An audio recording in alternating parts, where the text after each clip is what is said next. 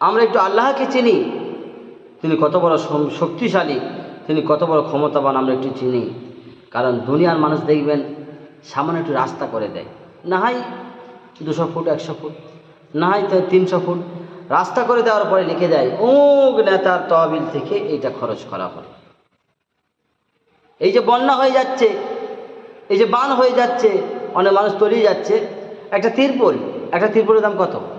না হয় 500 টাকা। 500 টাকা দিয়ে ফটো করে সবাইকে ছাড়ছে যে আমি দিয়েছি।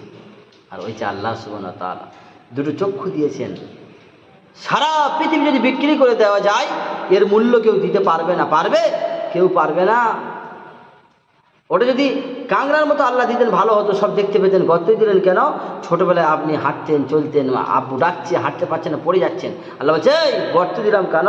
তোর কপাল ফাটুক, নাক চুটুক, লাইট দুটো সুন্দর থাক। শুধু তাই নয়, আপনার খাদ্যনালী ডাক্তারকে পরামর্শ জিজ্ঞাসা করবেন। এই যে খাদ্যনালীটা আছে গলা থেকে আর নাভির নিচ পর্যন্ত, আমি কথাই বলছি, 3 ফুট দিলে কাজ মিটে যেত। 1 ফুট 2 ফুট 3 ফুট কাজ মিটে যেত। আল্লাহ খাদ্যনালীটা 22 ফুট দিয়েছেন। কেন জানো? কেন দিয়েছেন বলুন? বলুন। এই কারণে দিয়েছেন, বান্দা যদি 5 ফুট যদি খারাপ হয়ে যায়, 7 ফুট যদি বাদ পড়ে যায়, কেটে বাদ দিতে হয়, বাদ বাকি দ্বারা যায় তুমি যেন কাজ চালাতে পারো, আমি এই জন্য দিয়েছি। আমি কত বড় দয়াশীল। আমি দুটো চক্ষু দিয়েছি, একটা যদি বরবাদ হয়ে যায় আরেকটা কাজ চালাবে। দুটো কান দিয়েছি, একটা যদি খারাপ হয়ে যায় আরেকটা যদি তুমি চালাবে।